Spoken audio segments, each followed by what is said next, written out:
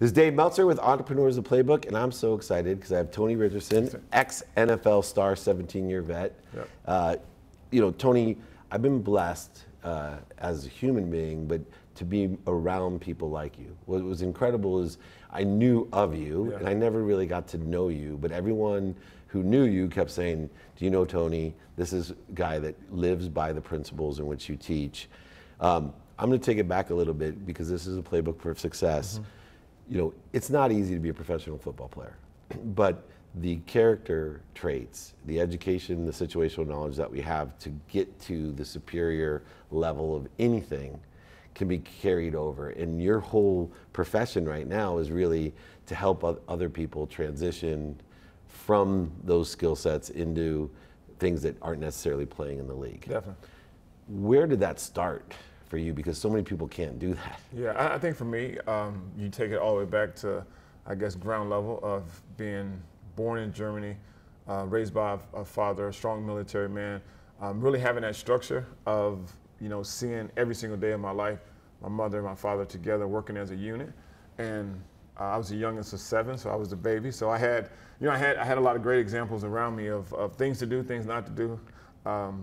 Fortunately, unfortunately, my parents. Were any of your siblings professional athletes? No, funny enough, I'm actually the only one that actually had a football scholarship.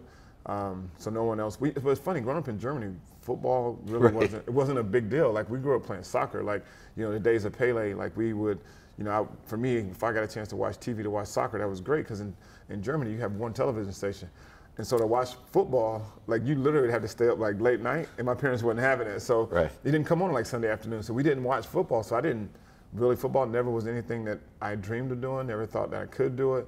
But one thing my parents really stressed was, number one, just being a good person, doing the things you're supposed to do, and education. So I think having those kind of skill sets, well, not even skill sets, but having those kind of reminders in my life. Sometimes I had to get a little bit more reminders, but having those reminders in my life really helped me out tremendously. It's interesting because you're so disciplined, and when you play in the league for 17 years, like my business partner who played as well for 17 after he played 6 in Canada, you see a trend, and I'm a parent right now, right? 3 teenage daughters, a 9-year-old, and I was at the flag football game last weekend, and the coach was yelling, not swearing, but yelling at the kids, and so many of the parents were appalled. Like, why is he yelling? And you and I played football at the time when, and our parents were disciplined.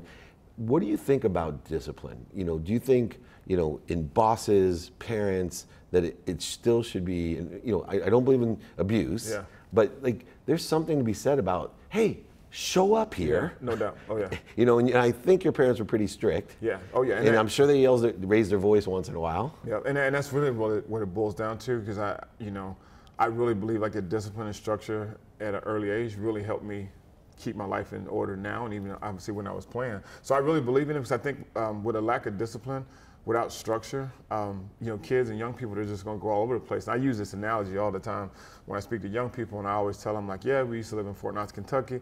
I said they have a beautiful race there called the Kentucky Derby. And I say, if you ever look at the horses, I say, before they line them up, they put the blinders on them.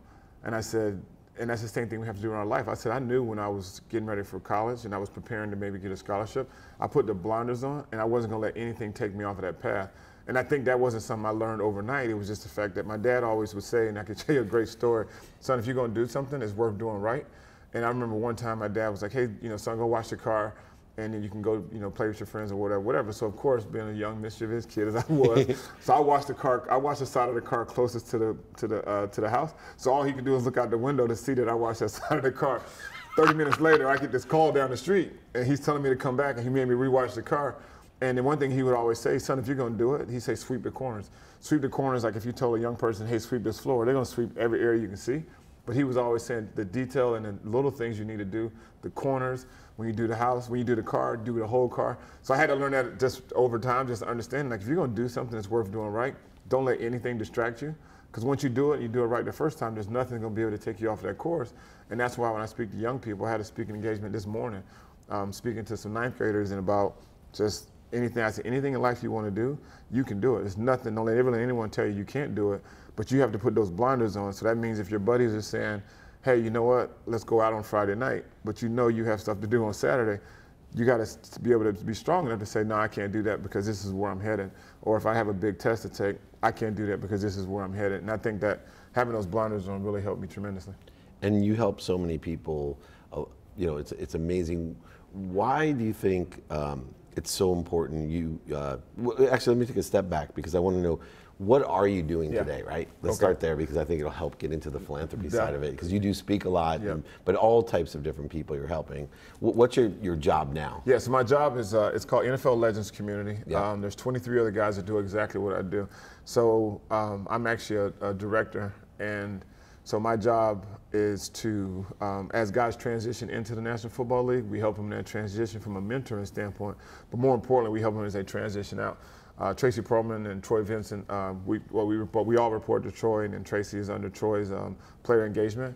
And it's something we should have been doing, to be honest, 20 years ago. Yeah. Because we see the stories, we hear about, you know, athletes all of a sudden, they might have, you know, money, and obviously we know there's a difference between money and there's a difference between wealth. Yeah. So you have money, and then all of a sudden it's like they're, you know, there you go, their blinders are off, and now they're free because, you know, for 17 years of my life plus college, I knew what time I had to be up. I knew what time I needed to be in the bed. I knew what time I had to be to work. I knew what time I was going to get off. We had a schedule every single day. It's either on the board or they give it to you. So all of a sudden, that day you retire, there's no more schedule. They're not calling you and say, hey, you got to. All of a sudden, it's like, boom, those blinders are off, and then you know, and sometimes you have to unfortunately pick up the pieces. So now what we're doing with with Legends Community is, while guys are still playing, we're keeping them focused about trying to figure out some of the things they want to do. A lot of guys sometimes don't quite know what they want to do, but I tell them, especially the guys that are the Jets and the Giants I work with, I'm like, look, if you live in New York City, you don't need the money. So how about in the off season, even during the season, go take an internship. There's not one company on Wall Street. There's not one company in New York City. If as a Jet or a Giant, you walk in and knock on the door, because you're gonna get the main guy. You're not getting the gatekeeper. You're getting the main guy, and just say, hey, you know what? I just want to shadow. I want to see what you do on a day-to-day. And I said, you might do 10 of those, and 9 of them you may hate, because you might say this just isn't for me, and that's normal. But there might be that one thing that you find. It could be philanthropy, it could be fundraising, it could be, you know, like DeBrickashaw first, and he's doing Wall Street, and that's what he enjoys. That's his passion.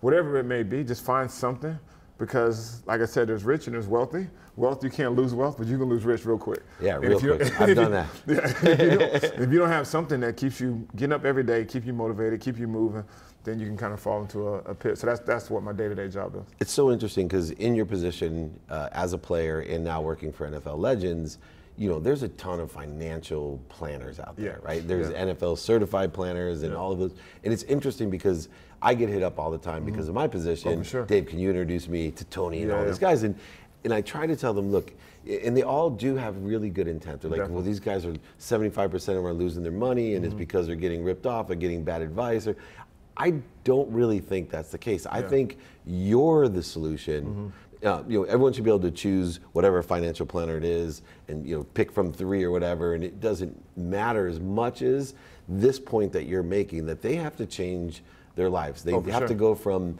having someone else set their routine. You're right.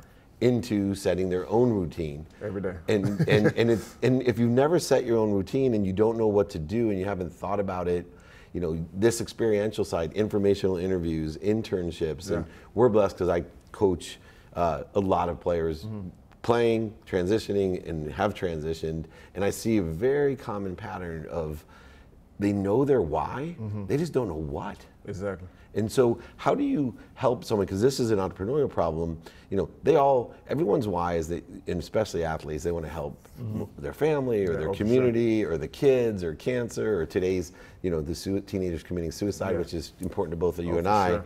How do you help someone figure out their what beyond, you know, the internship? You know, someone's not a Jet or a Giant.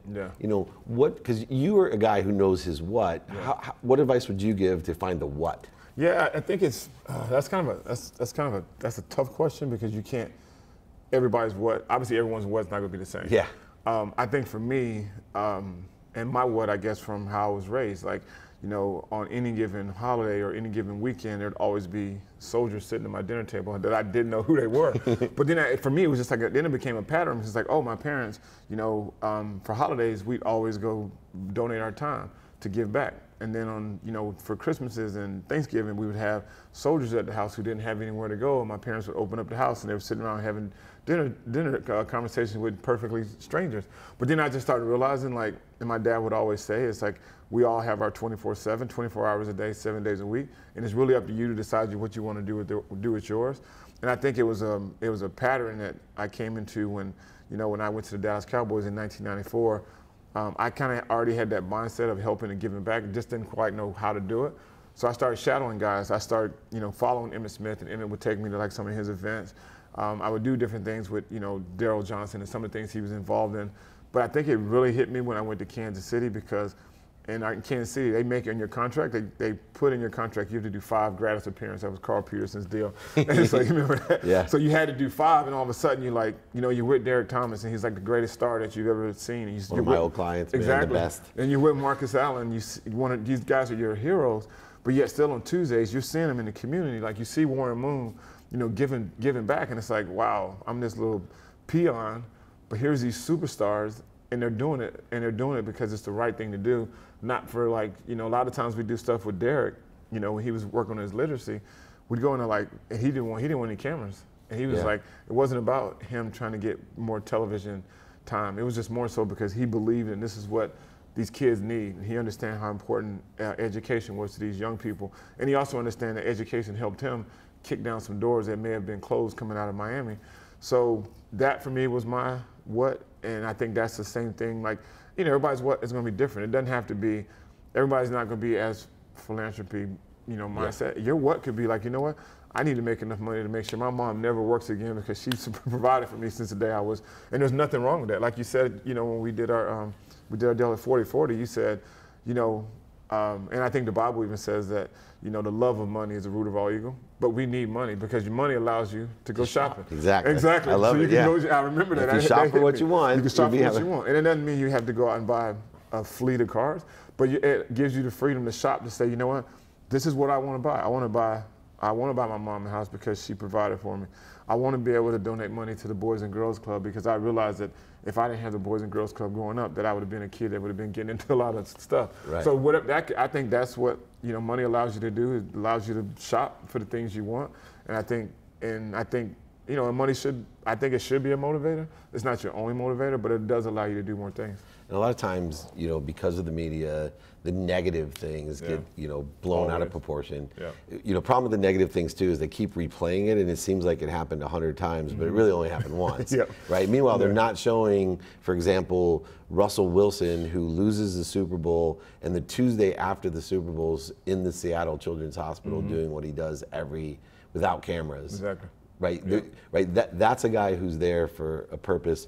Fear is an interesting thing, especially for NFL people. Yeah. A lot of people think a player's fearless, and coming out into the world from playing. Mm-hmm. What's the greatest fear, that you see with younger players as they transition? What's the thing that really keeps them up at night? I think just like trying to figure out what's next. Because I think that. Because guys, and one thing I've seen just from my experience, obviously being there as well, is like if a player knows, like, Monday, this is what I have to do. Tuesday, this is what I have to do. All of a sudden, when guys start to realize, like, I'm getting close to the end of my career, sometimes it happens a lot earlier than they anticipate, of trying to figure out, like, when this is over, what am I going to do next? And I'll be honest, like, I went through a period of time, and I had finished my undergrad, I finished my MBA, I thought I had all the ducks in line. All of a sudden that day, and I knew it was my last game, was against the Pittsburgh Steelers in 2010, going into 2011, and I just remember, like, okay, it's over. And I remember, like, for a year, I struggled, and that's just to be honest. Like, it was, and I thought I was prepared. I was like, this never bothered me. Yeah. And all of a sudden that day hit, and it was just like, the first couple of days, you're like, oh, it's cool, I can sleep in.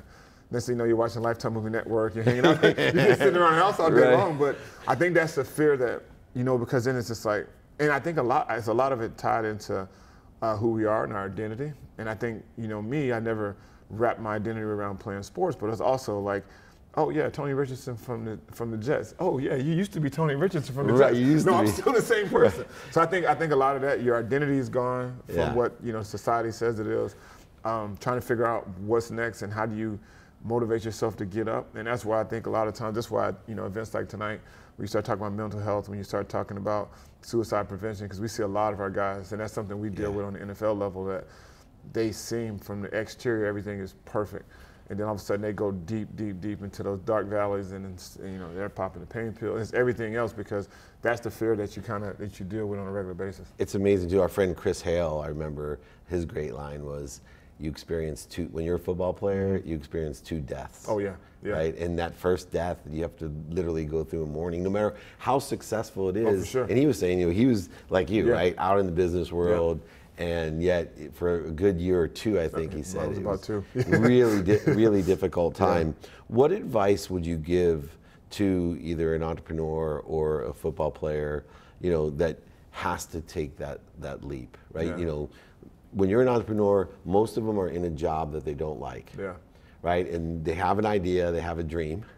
And it's the same as that death, and I'll use lawyers as an example because I have a law degree. I have so many friends that I'm 51 years old and they're calling me going, I just can't take it anymore. I can't, it's 25 years I've been doing this, but they have to take the leap the same way. Yeah. What advice would you give, to get started? I think the biggest thing is we talked about this as well. I feel like I'm quoting everything you said. Good, yeah, quote it. It's a replay, we'll call this the replay book. Well, I think number 1 is don't be afraid of no, because your no's are really what's going to force you to, your no's are going to, because every time you get a no, it's going to harden you. And it builds you up. It's okay. Like, there's going to be no's, and before you get that 1 yes, there's probably going to be 10 no's, which is totally fine. And don't be afraid to fail. I think that's the biggest thing, especially in the entrepreneurial world. And a lot of my friends who've taken that path, it's like, man, if I quit my job and I jump out here and do this, man, what if I fail? But then I'm like, okay, what if you succeed? And then obviously start doing you start doing all your fundraising and everything else, and it's like, man, everyone keeps telling me no, but there's going to be that one opportunity, because you got to keep, my dad would say, a closed mouth doesn't get fed. So, don't be afraid of the no, and don't be afraid of failure. It's I think like Betsy Glenn, you don't get less you ask. Right? Yeah, exactly. I love Betsy. But yeah, I think those are 2, if I could say 2 things, I would say don't be afraid of the no, and don't be afraid to fail, because I love reading, kind of self-help books, and I think every person that's successful in some form of life, it doesn't have to be that they own like a 25,000 square foot home and have a bunch of cars, but can be successful in helping, raise money to, build Boys and Girls Clubs. They've all had failure at some point in their life, and the failure really taught them how to deal with it, because you're gonna fail. Like, shoot, I started on practice squad. Right. That day they called me in, and Barry Switzer said, yeah, we gotta let you go. That was a failure, because I thought, battling against Tommy Agee, Auburn guy, he took me under the wing, and it was like, it was me and him, and obviously Daryl Johnson wasn't going anywhere. And they said, okay, we're gonna put you on practice squad. I said, Coach, I thank you so much. I will not let you down. And from that day forward, I was working and working and working. So that was a no, but I took that no and turned it into a positive situation, into a yes, and I used it as a learning experience and build a career. And that's great advice. I know, I was talking about Jerry Jones, and people don't realize, Same thing. He had $1. Yeah, and it's one thing. Like I always say, what's good about no is you learn about what you're going to do when you receive a no. Yeah. Like, you get to learn what you're going to do, and I, even with my teenage daughters, you fear for rejection and breaking up with them, and I'm like, no, this is good. Yeah. I want to see what you do with these rejections, because that's what makes us. No doubt. If everything goes easy, one of the things in my career that was ruined is things got so easy, right? When I became like a Midas, everything I was doing, that's the worst time of my life.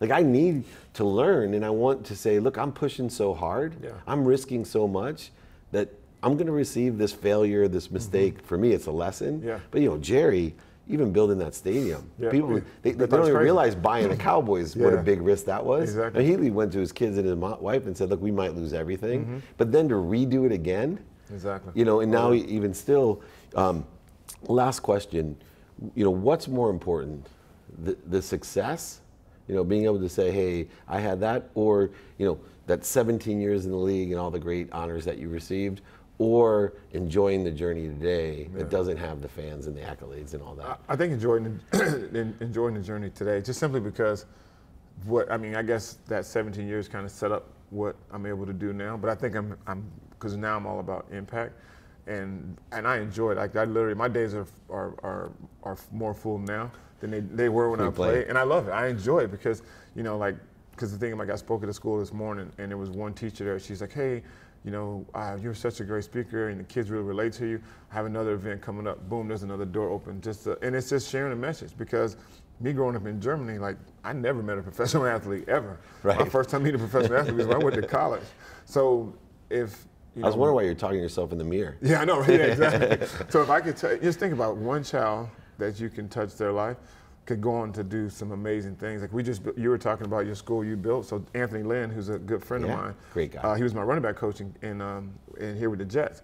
He used to live in my neighborhood in Long Island City. So my buddy Ravi and Lynn, I didn't get a chance to go on this trip, but we just built a school in Tanzania. And same thing, and it was like, I got all the videos, and you know, obviously helped, you know, raise the money. So Ravi and I were talking. He's like, man, you have no idea. I said, Ravi, think about it. One child who would never be able to get education in Tanzania, and now has water wells that we put a water well in. One child could change he could change everything. He could change the world. Yeah. You never know. And that's when you start talking about like impact, and that's when you start realizing that, you know, forget about scoring a touchdown or another paycheck. It's about when you can do stuff like that makes a difference. Yeah, I think about, there's this woman from Africa. We had her at our Unstoppable Gala. She was a teacher, and she gave $12 a month, and ended up, the kid who you sponsor a child, ended up going to Harvard, there you go, going to law school, and he came back and he thought that this woman would be this extraordinary wealthy woman that gave him the opportunity. And now he is impacting millions of people. One person. One person at a time. And you know, what's great is, I tell people all the time, use whatever your celebrity is, your superpower, use that as the bug light to springboard to help other people. The money will always come. It really does. Well, I certainly appreciated your Playbook success is extraordinary. There's no doubt that you're going to impact tons of people. Really appreciate you being on the Playbook. Thanks for having me. Tony Richardson, NFL superstar, legend, of course, but most importantly, a great philanthropist. Dave Meltzer with Entrepreneurs, the Playbook.